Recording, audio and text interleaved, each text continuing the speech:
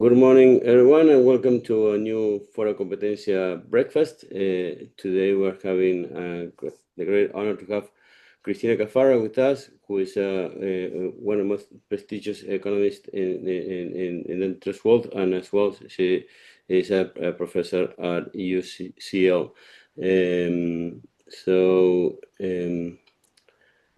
Today she will be talking about an interesting topic, which is competition and regulation in a declining spiral.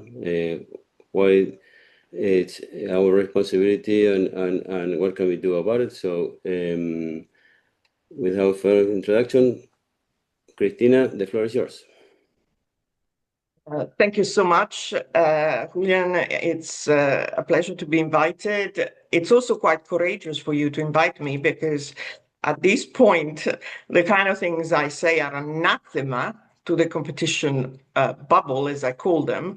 I am totally a heathen, a renegade, but I absolutely want to say in advance that this is the product of 25 years deeply in the trenches on these matters, and they are the product of a profound reflection that I make about what have we achieved and where this is going. And I'm afraid, I asked you to use a fairly provocative title because I'm afraid my diagnosis at this point and my prognosis isn't very favorable.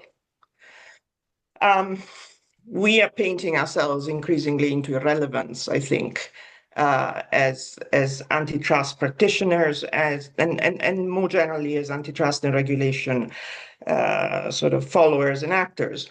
So I wanted to say what I feel is deeply felt, and for that reason, please do feel free to raise your hand and interrupt me at one point, because this is very much a stream of consciousness which has some structure, but I'll take you through, in some sense, a journey.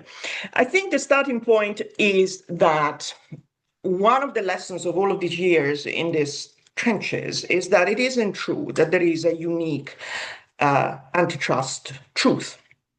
It isn't a linear progression that we're making towards some unique, true form of antitrust practice, some unique principles that we are refining over time. It isn't that way at all. So when we have all of these international discussions about international convergence in antitrust, it's an opportunity for people to travel around and have nice dinners in nice hotels. Substantively, we're not achieving anything because this convergence is only apparent. It's a fake. It's just a blah, blah.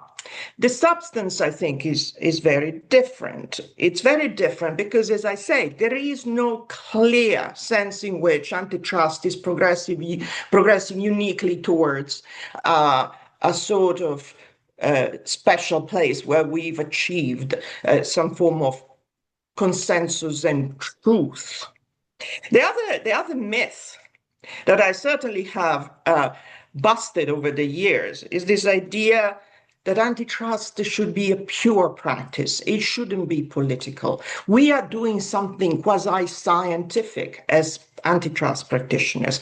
Not at all. Not in the slightest. There isn't any sense in which antitrust is pure, is apolitical. This is fantasy. This is kind of mythology, imagination. Antitrust is a product of a particular political economy, of its time and its place. And in this discussion, I will talk in very different ways about what's happened and what's happening in the US, what's happened and what's happening in Europe. I can't talk about much about Latin America, though I have some experiences there, but I have very clear visibility about what happened in Europe and the US. And there is no question that the practice of antitrust is profoundly political. It is profoundly affected and infected and driven by political circumstances, what I call the political economy. So that's, again, another myth.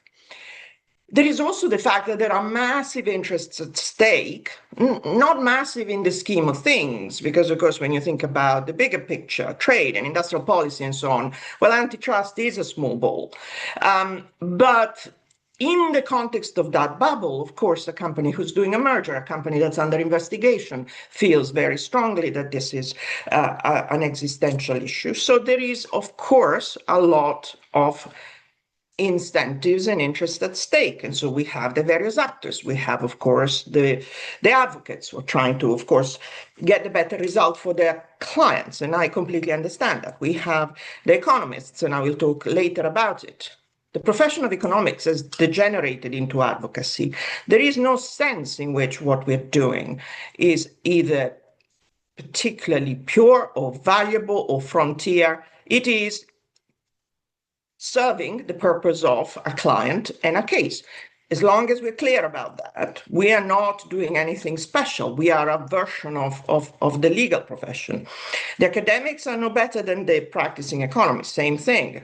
Let's just not delude ourselves that there is a degree of purity out there. Academics are amongst the most venal person I've ever met. You kind of offer them a contract, they will say almost anything. And there are, of course, the agencies themselves. And, again, there are a lot of good people with great integrity. There is also a great deal of revolving doors. And all of that colors the way in which we live through the profession. But I have a more profound sort of message, which is really this. What do we think we're doing? And what is the purpose of what we're doing? Because one of the things I find extremely disappointing about this area is the vacuity of the intellectual search. It is a vacuous sort of area generally. People do not have sort of profound intellectual debates about what it is that we should be pursuing and why. As I say, there is a sort of belief that competition is great, is worthwhile, we should pursue it at all costs. Competition what? Competition for its own sake? Competition is a value in itself. Even the notion of competition doesn't mean the same thing, depending on the circumstances. And surely competition per se doesn't really matter. We assume that competition is inevitably leading to growth and innovation. This is the mantra that we absolutely pursue. If you have competition, you have by definition innovation, you have by definition, therefore, growth. It doesn't necessarily follow. Show me the mechanism. Is the mechanism really credible? Is it really universal? What is the way in which that happens in various sectors? Is this invariant to the state of the world, to the state of the economy? Should we not interrogate ourselves more profoundly about what it is that we're doing in every single case? But there is a rigidity, in part due to the fact that, of course, the legal profession works in terms of precedents. The only relevant benchmarks that the legal profession has tends to be precedent. In that case, in 1990, in that case, during Standard Oil, we've done this. I don't care. I don't care because it doesn't necessarily read across to the case I'm doing now, the circumstances I'm doing now. I don't, as an economist, think of precedent as particularly relevant. It doesn't kind of provide my North Star. But there is a sense in which we need to pursue this some sort of orthodoxy. And the orthodoxy is railed in by somewhat legal precedent and economic principles. Again, are these things universal, immutable, not worthy of questioning at any one point in time? So let me give you two parallel sort of landscapes, which I think are useful to illustrate in part what I'm trying to say. So I'm in Washington now, so I'll start from the United States. Any notion that US antitrust has anything in common with what we do in Europe is completely delusional. There isn't very much in common other than some very, very bare bones. Let's start from the beginning. Again, this myth that somehow today we practice antitrust in a way that is not political. Think about where things came just let's go back not just 5 minutes, but 50 years. So we know there was a deliberate project which was absolutely designed by the Reagan administration to favor a particular view of antitrust enforcement that was favored by Wall Street, that embedded the values and the principle of the Chicago School, which developed at the time, and led to a vision of a world in which concentration was not necessarily bad, was possibly the product of greater efficiencies. We had all of these narratives around you can be a monopolist because you're more efficient. We know that. And that was became the prevailing narrative in the United States, sort of around the 80s, established itself, and then basically was the substance of the entire neoliberal US enforcement philosophy throughout 2000, 2010, and so on.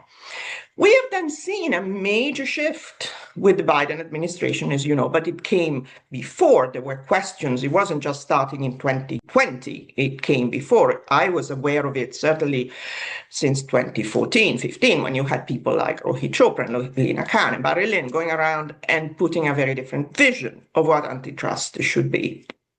What became known as the progressive or Brandesian vision, which went back to the beginning of time and was saying the purpose of antitrust is not to pursue efficiency. What is this consumer welfare? What does it mean? A consumer is just not a shopper, is also a worker. There is farmers, there is small shops, there is small businesses. We have funneled everything onto this notion of consumer welfare that essentially reduces consumers to just the shoppers.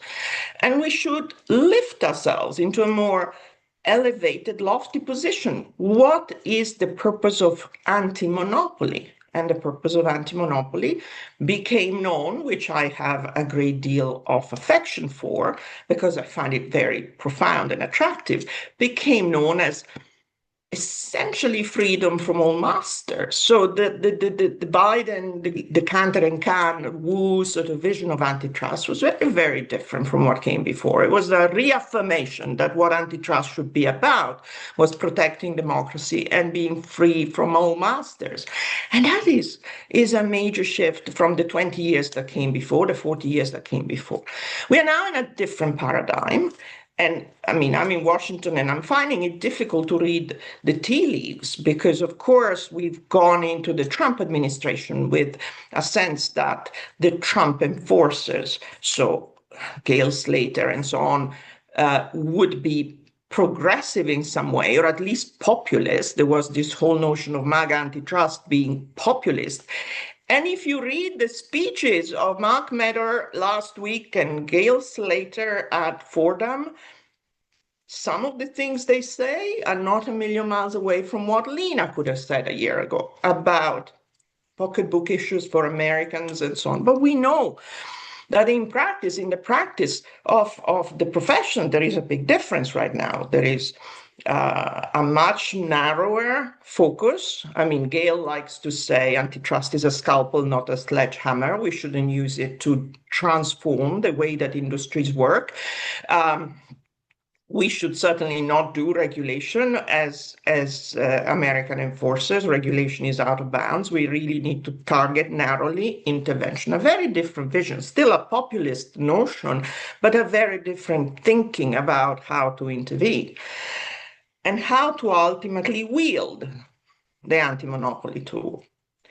But, you know, what I have to give Americans credit for is that there is always a very lively intellectual discussion about things. And, you know, there's been in the US, there is always a lively and worthy discussion, written papers, op-eds around what it is that we're doing, what should be the purpose. So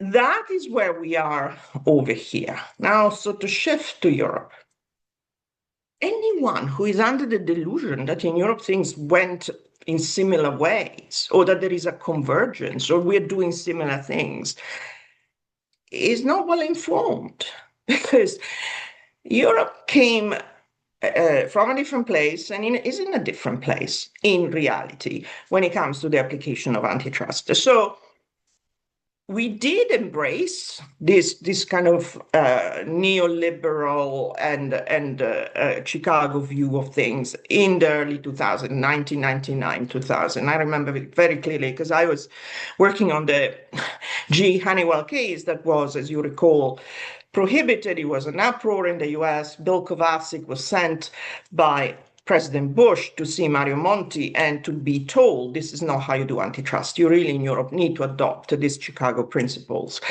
And I was at the center of that discussion at the time because in the first decade of the century, in the 2010, we economists became all the rage. We became convinced that we could actually do something that was bringing real, true economics into the profession, and this would make it more effective and more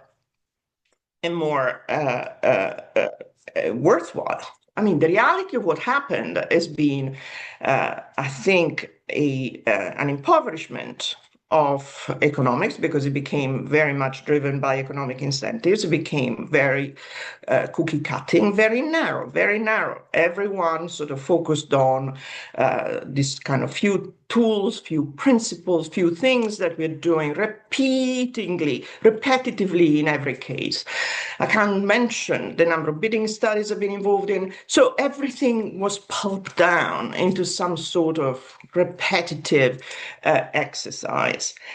And this re-examination of what it is that we're doing with antitrust that came about with Lina Khan and Jonathan Kanter in the mid-2010s, and then culminated with the Biden administration, simply did not get anywhere in Europe, exception the UK, but I'll talk a bit more about that. In Europe, we just continued with a pretty conventional neoliberal view, as if we were the United States in circa 2010. More or less. We went out there and enforced against Google, and we started cases, antitrust cases against digital platforms. In that sense, we were pioneers. Some of these cases were, and the cases against Amazon, Apple, and so on, some of which I was involved in. But there was no sense in Europe that there was intellectual searching about what we were trying to do, what is anti-monopoly trying to do, what are we trying to do with these cases. And the only exception, as I say, was the UK, which was at the point of Brexit, exited the union and did its own thing and pursued very, very aggressively a sort of version of the Brandisian vision. During the years of Andrea Coscelli, the UK was effectively another FTC. Or viewed itself as another FTC and pursued cases in the same aggressive way. Now, Europe is now finding itself to confront an economic reality. We go back to the political economy, which is fundamentally different from the United States. The United States can have discussions about populism and abundance and all of that. We are in a massive economic crisis in Europe. And this is something which finally is dawning on people at large. But you will have heard of the Draghi report of various ways in which it's not just sounding the alarm. Europe is a sinking continent. Our entire economic model is no longer viable. We are a continent premised on effectively an export model, which is no longer possible in the face of the American tariffs and the tsunami of imports from China. Our car industry is tanking, which is the engine of Europe. We don't have really manufacturing to essentially replace that. Our internal market is not capable of absorbing what we produce. So we are in this unbelievably fragile position in which we have an existential problem. We produce stuff that we are no longer capable of selling in the way we did on international markets, and we cannot absorb internally. This is recipe for disaster, as Mario Draghi is saying. The issue for Europe now is survival. It's no more fancy stuff. It is survival. This is why when, people have lamented, of course, that digital enforcement of our regulation in Europe has essentially died, and it has died, okay? Let's make no mistake, digital enforcement of DMA, DSA, all of the digital rules are dead as a doornail. Why? Well, let me ask you this question, cars or DMA? So when President Trump is setting the tariff and saying, you Europeans need to eliminate your non-tariff barriers, which are a nuisance to our wonderful American companies, and he is essentially carrying water for the digital giants, do we think that the European Commission will say, oh, we will resist? And the price to pay is to get a higher tariff on our cars that are the only thing we can export still a little bit of. So it is clear that Europe right now is in an economic cataclysm. And enforcement has been a vassal to that. Let's not delude ourselves. You can hear from the Commission and other bodies in Europe, we will continue to enforce, we will continue to apply our laws. You know, they have to say that to keep the face. But the reality is that enforcement in digital has died, both antitrust and regulation. Now tell me that this is a world in which politics doesn't matter, policy doesn't matter, economy doesn't matter. We are absolutely in a world in which enforcement is ultimately driven entirely by economic circumstances. And no amount of what are we doing and our sovereignty is going to change that. But you know what? I also think, who cares? Because it is being self-inflicted. I mean, the way in which we as antitrust people have ultimately in Europe continued to just retire in our own silo, in our own ivory tower, keep thinking, oh no, the state of the economy has nothing to do with me. Trade has nothing to do with me. None of these things has to do with me because I do competition. I am pure. I just pursue competition. I don't need to talk to you. Who are you? Just go over there. I don't need to talk to you. I'm competition. I'm powerful. Well, this has been the root of the demise because you become a self-fulfilling prophecy. At this point, enforcement is no more. Yeah, you're going to have some stuff. I mean, there are some crazy cases going on. There is a Mars-Kellanova merger, which is being examined, in which the Commission is doing some knitting about whether bundling Oreo biscuits and Pringles will be creating portfolio effects. Imagine how irrelevant that is in the scheme of things. Bundling Pringles and Oreo? Are we insane? But no, that's what we're doing. That's what we're analyzing things. The economists do bundling bargaining models, and that's what the profession likes to do. They go and meet in their own little enclaves, conferences in Crete, whatever, and they talk about stuff no one cares about because no one can see results on the ground. So take a step back and ask, what has been the result of all of this fuss that we made around competition? What have we exactly achieved? Because in Europe, we've achieved a fat zero when it comes to digital enforcement. We've had cases since 2010. Nothing has changed on the ground. Indeed, in the last 2 weeks, a decision on Google Ad Tech was taken, which was comical. It was entirely taken not to upset Mr. Trump and the US administration. And so it will do nothing. It does nothing. Just finding Google 4 billion is a day's revenue. And by the way, do you know that the fines are not fines? They are bank guarantees until, in any case, all the stages of appeal are exhausted. So antitrust, I'm afraid to say, when I look back at the 200 mergers I did, and in many cases I did in all these years, hasn't achieved anything. Not only that, but it has really managed to paint itself in a corner in which no one absolutely no one has any kind of interest for what the antitrust people are doing and saying. If you are talking to people who are doing industrial policy, which is what we need in Europe, or who are really dealing with trade, what antitrust competition? Who are you? What are you doing? How are you? And indeed, Mario Draghi, who has written this famous report, is questioning exactly this. He's essentially asking to the chapter he has on antitrust, he's asking, what is competition contributing to the predicament that Europe finds itself in?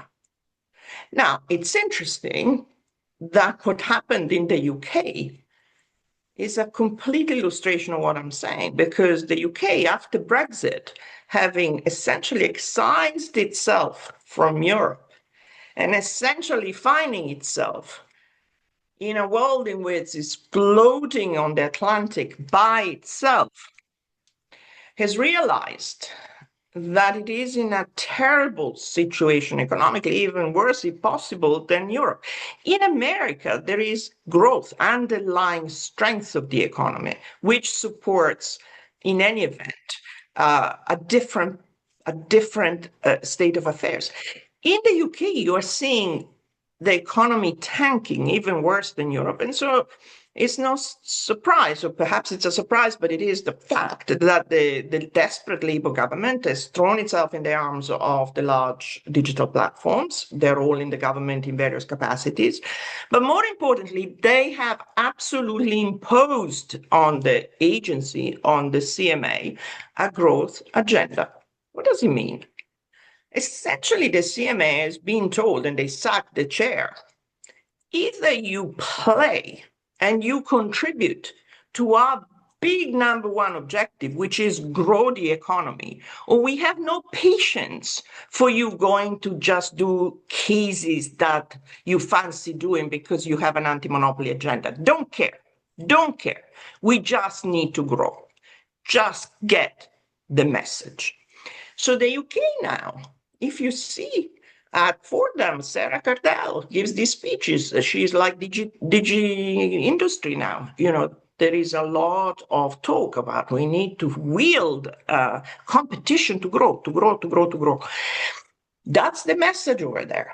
Absolutely uniquely steeped into the political economy of the day.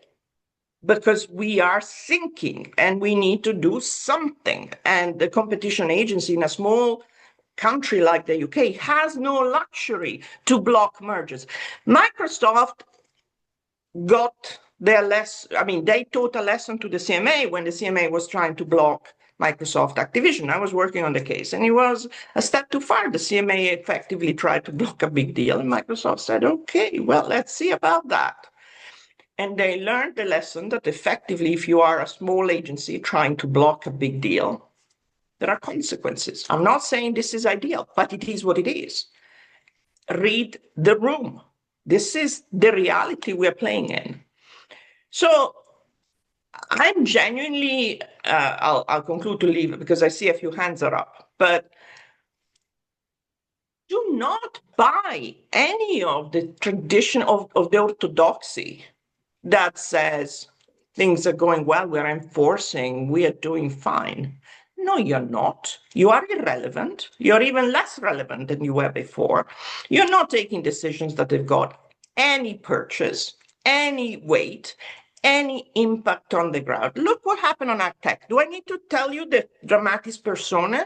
I mean, a child could see that. But in Europe, people resisted this interpretation. So on Monday morning, the Commission comes out and says, we wanted to do a decision on AgTech. What happens? The trade commissioner sits on the DG competition commissioner and says, no, you don't. You're not going to produce a decision. We are in trouble with Trump. So decision is somehow put in the drawer. Then the whole week is spent in trilateral discussions between Google, the Commission, and the Trump administration to do something that saves the Commission face, keeps Google happy, and doesn't upset President Trump too much. So on Friday, we have an announcement that says, okay, now we have a decision. After 6 years of working on this, we give them a fine, okay? Now we don't know what the remedy could be. You've spoken to them for 6 years. You couldn't figure it out? No, you didn't want to say, because imposing a remedy before the judge in the US comes out with a decision is, of course, dangerous in the current climate. So the answer is, we would prefer a structural remedy, but we will leave it up to Google for 60 days to think about what the remedy could be. But it just suddenly snuck up on them that they have a better idea in the next 60 days that nobody had in the previous 6 years. Of course not. It is a way of buying time, hopefully for Google to come up with a fudge to keep the US administration not upset, and Judge Brinkema over here in Virginia to perhaps make some progress on the remedy story. So if anyone is under the delusion that we are doing anything worthwhile with antitrust, I challenge that, because we haven't absolutely achieved a bean in all of this time. Regulation, same. We pivoted to regulation. It does nothing, absolutely nothing. It is pretty dead anyway. So I think we cannot blame who exactly. It's been, in my view, and I'll conclude on this, our own lack of willingness to interrogate what we're doing. I've been sort of pushing for years this idea that competition needs to work with industrial policy, with trade, to advance the cause of growth, because what it is that we're doing otherwise, what it is that antitrust does otherwise. Competition in itself is not a worthwhile value unless it generates outcomes that are worthwhile for people. So unless we grow somehow, to pursue competition is nonsense. But no one wants to listen to this. Oh, we know what we're doing. We have The Economist, some theory. Look, I've been in that tent as far as possible. There is a game. The Economist will do you a model, and then everyone will discuss the model and the model on the other side. What does it do? What does it do? What does it matter? They just neutralize one another. Let's not pretend that economics has really advanced the science of antitrust. It's become a way of playing, a way of generating more money from clients. But in terms of outcomes on the ground, I think that we as practitioners, we as academics who live in an ivory tower, and certainly also the regulators, have absolutely accelerated the demise. We are irrelevant. No one cares. So I'm afraid that is the message, and it's not a positive one, but it's one that I hold very dear, because I've not lived through this for 30 years. To come out this way and think that this is something I'm saying lightly. I'm saying it very heavily. It's a heavy judgment, but it is how it is. And, I no longer consult. I'm not owned by anyone. I say what I say entirely because it's what I think. So, come at me. Okay, I can see hands. Good. We can have a conversation. So I go from the left because the names I see. So Esteban, you want to jump in? Esteban Greco. Yes, thank you. Hi, Cristina. Nice to hear from you. Maybe I will try to give a drop of optimism. From a remote place in the world, here in Buenos Aires. Also, I met Julian 25 years ago. I am taking that into account now because we met in 2000, I think, beginning with competition issues. And I agree with you about the political the political dimension of antitrust. But because antitrust or competition policy, maybe competition policy is one of the dimensions of competition, but because we have another dimension that is antitrust law enforcement. And in this dimension, maybe politics have to be a way, or we need some clear rules to apply. But about the convergence or not, maybe I agree also that there are a lot of divergence, mainly today or these days, about digital economy and how to deal with it, if regulate or not, or how to update antitrust or competition theories of harm and all of this discussion. But also when we see this from our region, we have cases like, for example, and some economists made a paper estimating impacts of cartels and My God, but I mean, no. you know, Esteban, I've been doing so a couple of things. Sorry to interrupt, but I just kind of see where you're going. The issue is, yes, there are some obvious, egregious things that companies shouldn't be doing, and we should go after them, of course. If it is a clear cartel, if companies are doing things that are clearly exclusionary, naked exclusion, of course, one should do it. And I'm not saying one shouldn't, of course. But when you say economists have estimated the value of cartels, come on, I've been there.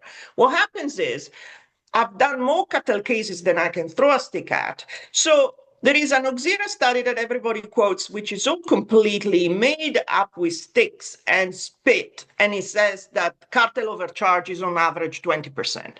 So you, as the defense economist, have got to benchmark yourself and say, the plaintiffs are coming up with 20%, you need to put it at zero. Okay? So you will produce an econometric model, which I can do tomorrow morning, that shows that the overcharge is zero. And then we go to court and fight, and then we settle.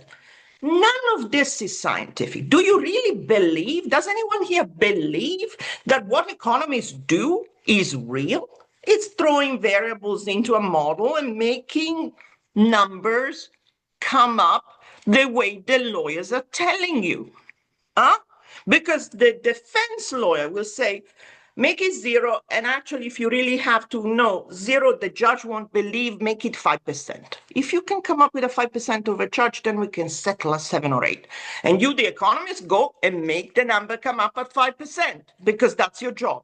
And the plaintiff guy says, oh, no, this is another econometric model. I throw this in, I throw this in, throw this in. Where is the truth?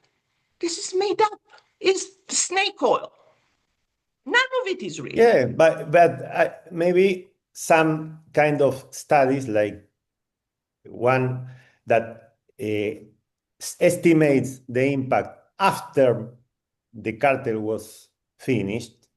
For example, in Mexico, there was an insulin cartel.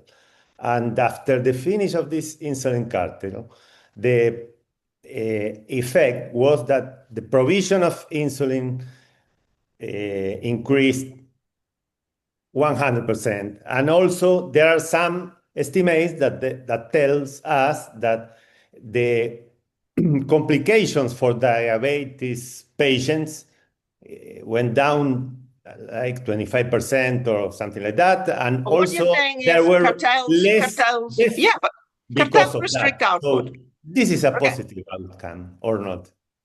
You Cartels can restrict. No, I don't. believe in the scientific method of the economists that No, because made it's this bullshit. estimation, but That's what I'm telling you. It is bullshit. The method scientific estimation is bullshit. All econometric is bullshit. I've been there.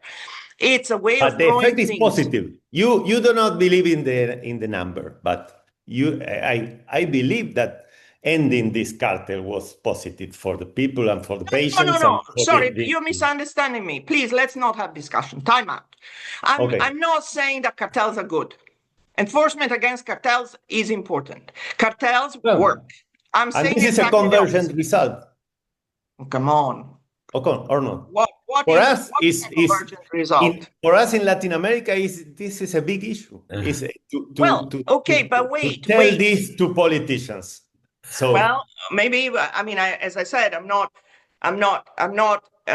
someone who practices extensively in Latin America, but what I'm saying, let's please not get confused.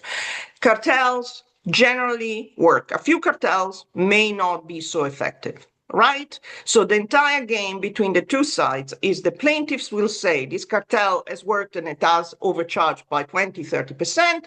And the defendant will say the cartel didn't work and the overcharge was 0 or 5%. What I'm saying is, of course, cartels generally work and they're generally bad and we should kill them. I don't believe these measures because I've been there and they're fake. They're fake on both sides. In the end, you will converge on a settlement. But of course, cartels are bad. Let's not have this. I'm not going to discuss this as I'm supporting cartels. Okay? No. Okay. And also the other issue to say, I will finish with this, is that I think the professional analysis, not only economists, also lawyers, to regulations and legal and all kind of barriers that affects our markets are important, and the advocacy and promotion of competition role of competition policy and agencies can have a very good impact. And we have a lot of examples where after this analysis, we could open markets and We don't in Europe. improve the productivity and the options for the people. No, we don't. In Europe, we don't. I mean, I'm happy for you that you have it in Latin America. We don't in Europe. I mean, you go and ask any digital SME in Europe if they feel that regulation of digital giants has improved the market for them. The answer is resoundingly no. Nothing has happened. So, I mean, I'm talking about Europe. Maybe in Latin America, you're in nirvana, but in Europe, it doesn't. Okay, so Felipe, you want to jump in? Yeah. Well, hi, Cristina, and thank you for the fresh air and your candid vision. And we all know that there is a sort of malaise, I mean, on the antitrust law, I mean, including the enforcement. I have two questions. Suppose that you are the leader of a country with the power to approve any laws whatsoever. Would you have an antitrust law at all? How would your antitrust law will in terms of the main rules, procedure, and authority? How would it be the relationship of such antitrust law and regulation? How would you provide with some degree of predictability with your law? And my second question is there something as market economy in your mind? If so, what are the main characteristics of such a system and its benefits? If there are benefits, how we can protect market economy and its connection with antitrust law? This is a very, very wide-ranging set of questions. I'm not going to rewrite the antitrust laws on this call. The issue is not necessarily how the law is written. I know that for lawyers, this is a priority. As an economist, I think of outcomes and outturns, right? So we have codified antitrust into a series of steps, which are killing it because, of course, the whole notion that we need to define markets first is a terrible imposition the lawyers will say, how can you proceed without defining markets? I don't need to define a market. I don't need to define a market at all. It is what we codified in the process because it has become a religion. Now, when you go in front of a judge, 90% of the time is spent defining the market, which is a colossal waste of time when you are worried about a conduct. Defining the market is a formal step that doesn't have any scientificity about it. There is no way of scientifically define a market. We are all grasping at straws. We are grasping at what could be the confines of this market. We are using indirect evidence for it. Because again, don't believe that anyone does serious econometrics to estimate markets. This is bullshit again. It is just impressionistic. It is just, oh, well, you know, I do some this and that. You go and read the Uptech liability case by Judge Brinkema. This poor woman wrote 150 pages, of which 120 were about market definition. You could feel her head breaking at the notion that she had to define these complicated ad markets, when the issue is very simple. There's a monopoly in the middle with tentacles in every direction. Can we deal with that? It doesn't matter how you define a market. That is the core issue. There is a monopoly in the middle which has tentacles in multiple different vertically and horizontally related markets. Can we deal with that? No, we have to define a market in about 20 different ways, 20 different markets. So there's that. Competition analysis has become, again, also quite formulaic. People just come up with tests and things that don't mean very much. So it's not that I would rewrite the law. It's the practice that's rotten. It's the practice that's become a meaningless charade in which you end up doing, you know, I always say, it's like, you know, the famous advert in Apple. There's an app for that. You can come up with any conceivable form of conduct. I can give you an exculpatory narrative. You can come up with exclusion, with tying, with bundling, with this and that. I, as an economist, am paid to tell you, oh, but that's pro-competitive. There is a very good pro-competitive explanation for that. That's what we do. That's what we're paid for on the defense side. And we make this up in many cases. I can mention a case which is very much a case where I sucked myself from a case because I have enough decency to suck myself when I don't think I can do a defense. So the client was essentially having, and I won't mention who the client is, exclusive contracts with customers.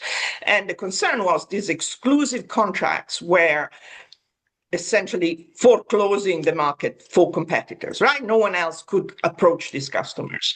And we, the economists, and I can mention 3 very famous academics who were on my team, came up with the following story. You need exclusivity because there are some very specific investments that the company needs to make to serve the customer, and they can only be justified if there is an exclusive relationship.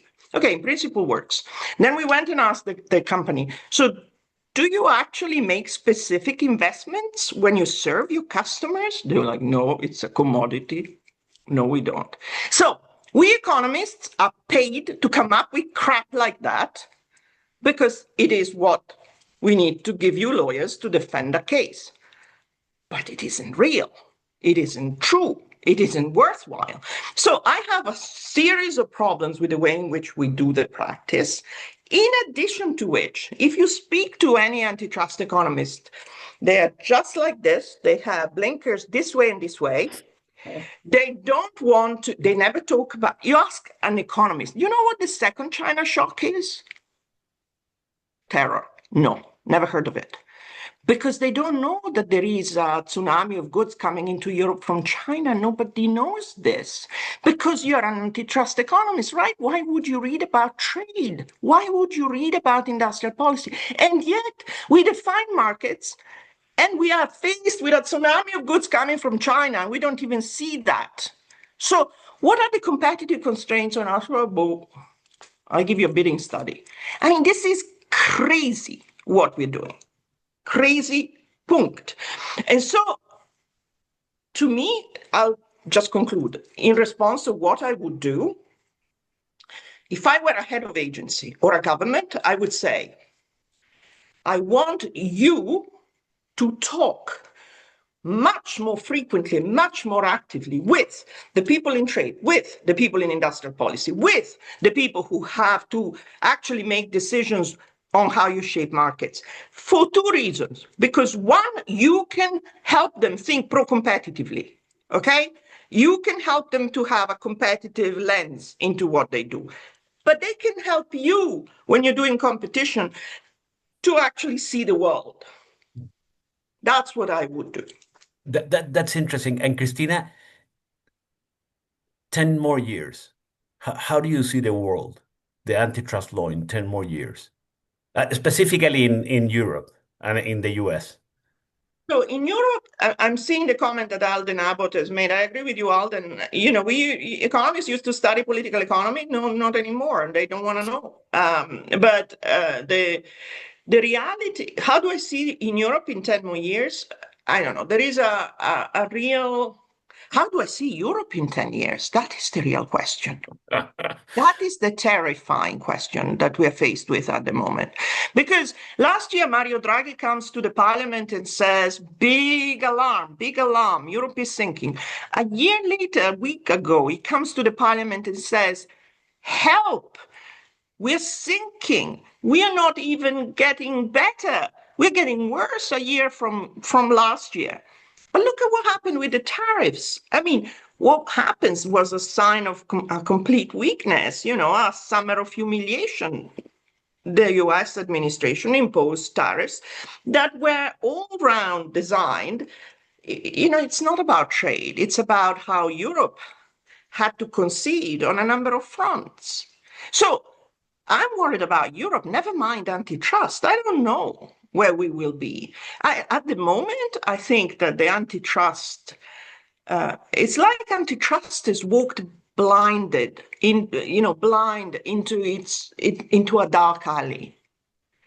And, you know, it's like some of us were saying, wake up, there is a world out there. And you keep doing these narrow things, you're going to miss the boat. You're going to become more and more irrelevant. And we have. So I don't know. I'm very, very concerned about, in a way, look, I'm saying this and it's something that will make some people horrified. I don't even care about the Google cases anymore. I used to be very actively involved in the Google cases 10 years ago. Now, do I think that the future of Europe depends on what the Google search page looks like? No. Does it depend on what Google Tech looks like? Not a bit. Not a bit. It's irrelevant. Move on. We have to actually survive and not do this. So I'd like the agencies to be not so up their own backside and think that they are so important, but actually see what's around and act accordingly. Okay, I thought Mariana had a question. If you do still. I still do. Thank you. I can't hear you very well. You come across as a bit broken.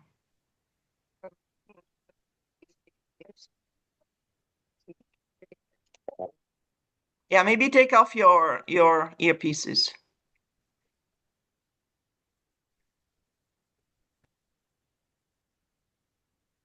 Is it better now or worse? Yeah, much better. Oh, thank you. Well, again, thank you for the thought-provoking insights. I think we all agree that the world is a very complicated place right now. I guess the way I approach this until this conversation is that I'm okay with the fact that antitrust antitrust authorities may have a limited toolkit to address some of the issues, and that the problem in fact is that in my view is that over the past 10-15 years, suddenly people decided that antitrust needed to do more and not less. And because antitrust it's impossible for antitrust to resolve some of the issues that was suddenly put on in front of it. So if lawyers and economists are allowed to do their thing, and that's law and economics, and apply the consumer welfare standard, at least it would be able to do something. Where we are right now is that because antitrust is supposed to do so much, and there's no longer a specific toolkit that agencies are supposed to follow. We have to deal with populists that can call anything antitrust. Yesterday, I don't know whether you saw this GCR article on what's supposed to have been Martin Schnepp's remarks to a certain audience, where it says lawyers and economists are losing their place to lobbyists. That wasn't the case before, where we had guidelines, and and authorities followed their guidelines, and they decided mergers, they investigated cartels, they investigated unilateral conduct cases.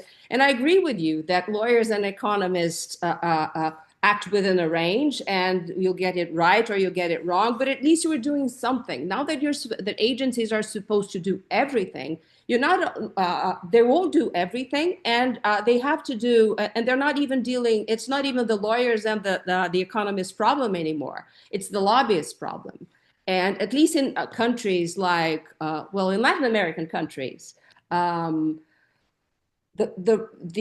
open the door to populists, and I know that's not only the problem of Latin America, but it certainly is the case in Latin America, in a way that it wasn't before. I see at least two former enforcers in Brazil, Paulo Bournier, João Grandino. I think I saw Barbara as well.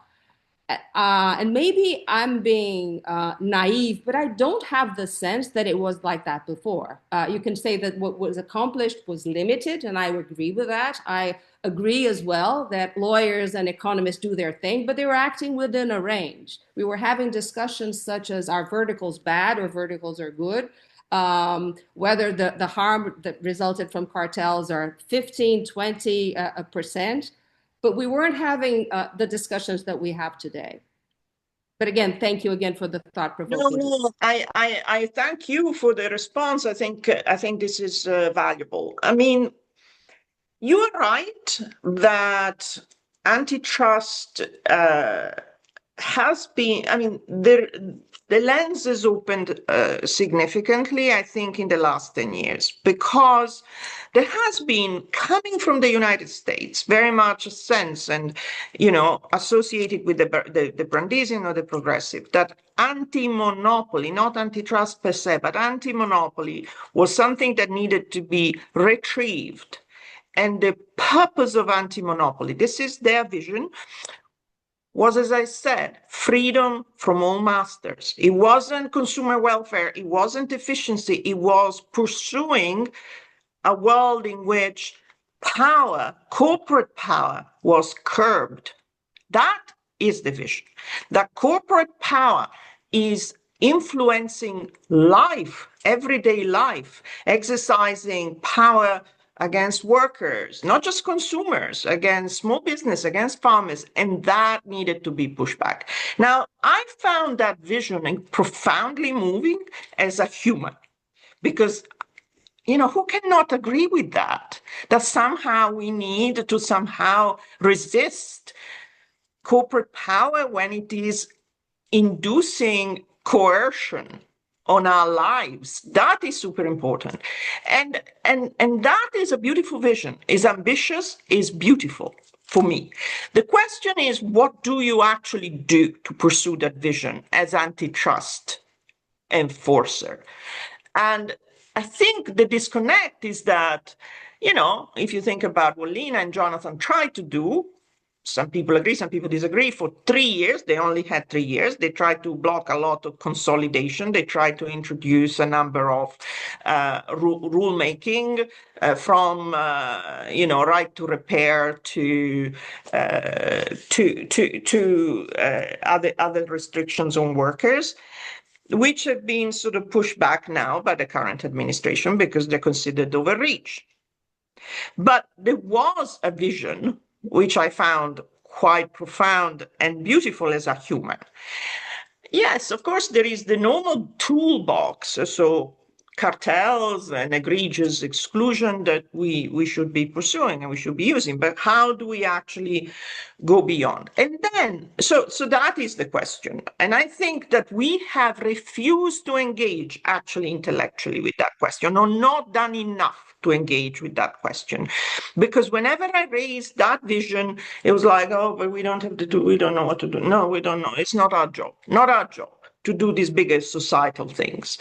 And I think that I would have liked to see more intellectual engagement in Europe with that question. It's been, don't put it on us, we cannot do it, and so on. Let's discuss. And finally, the point I was making earlier, why proceed in this siloed way? You know, we have big issues of data protection, and no, but this is a data protection problem. It's nothing to do with us. We don't talk to the data protection people, they're over there. The industrial policy people are over there. The trade people are over there, nothing to do with us. And we know what we're doing. This kind of attitude that we know what we're doing, we just know, is to me the biggest problem. Because I don't have all the facts, all the answers. I don't.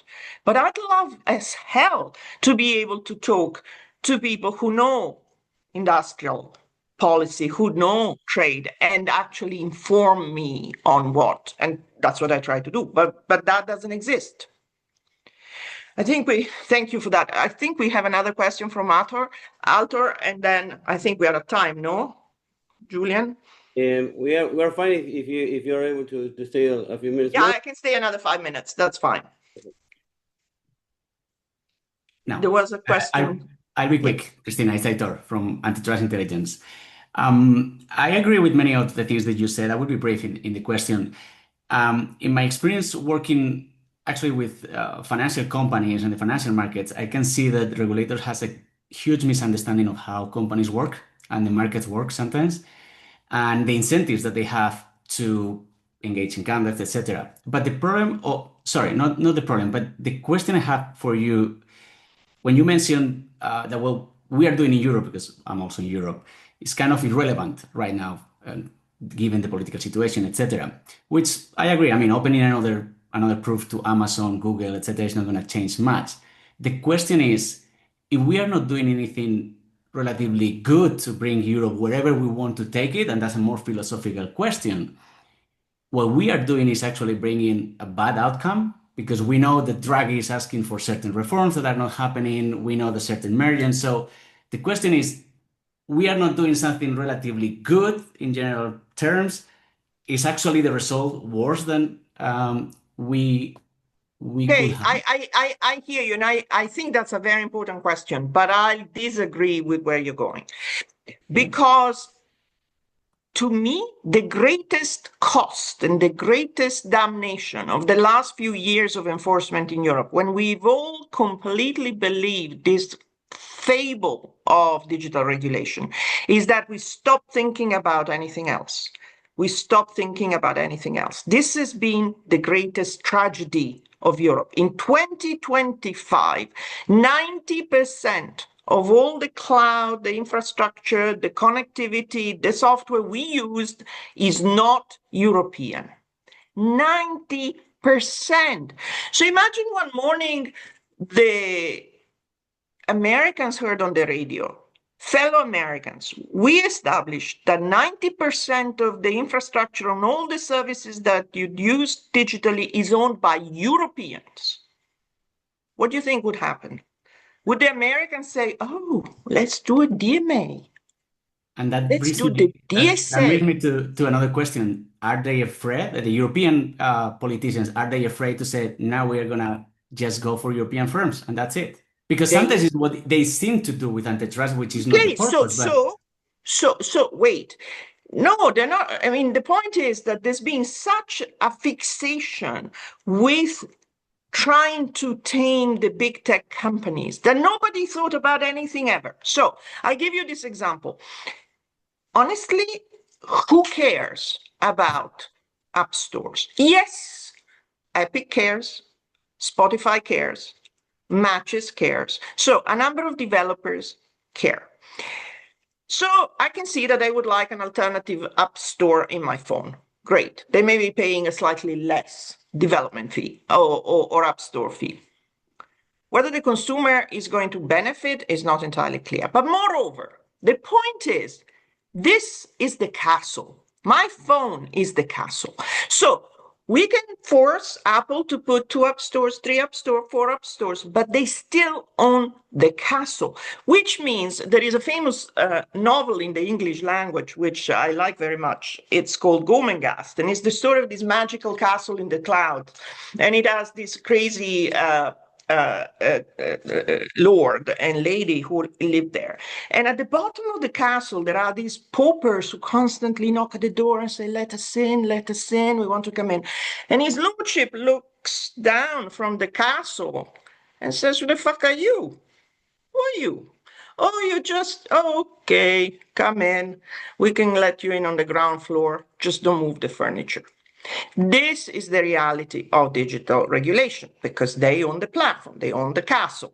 So we can make some small changes at the margin. You can come in on the ground floor and perhaps do a little bit. You are not going to build another castle. So what exactly have we been thinking? Did we think that because we regulate search or ad tech or Apple or Amazon or Microsoft, that would instantaneously create for Europe a digital industry? How? That is the problem. The problem is we've been like lemmings going down that funnel that said, we must regulate them. We must regulate them. Fine. I mean, they're doing some bad stuff. I'm all in favor of regulating them and doing things, but not just that. And this has been the major omission in Europe. The only thing that I would do now is just rip every obstacle to building, build. And the reality is that it may be too late. It may be too late for European cloud to emerge, for European software to emerge. Everyone is dying in Europe. So to go back to Mario Draghi, where is our digital ecosystem? It doesn't exist. It does not exist. And it is an industrial policy mission because we need a digital sector to survive in Europe. We're going to war with Russia. Are we going to use Amazon and Microsoft software? I mean, what are we doing? So this is the existential problem we're faced with now. And when I say that this regulation is irrelevant, it's precisely for that reason. Okay, fine, you just give Spotify a bit of the rent. I don't care. It's a much more serious problem we have right now. Well, thank you very much, Cristina, and for Thank you. Very sincere comments and we have a tradition that we give the guest speaker the final concluding remark. Said enough, don't you think? I said enough. I think everyone wants to go now. But no, I'm very thankful for this kind of session is like therapy for me because I can I can express my frustration, and I hope I didn't bore you all too much. No, it was a pleasure, and and thanks for your reference to massive crisis is like the story of our lives in Argentina. So it was I know, I can see that. I can see it doesn't surprise you. All right. Thanks again. Bye-bye. And see you Have a good day. next month. Bye-bye. Bye.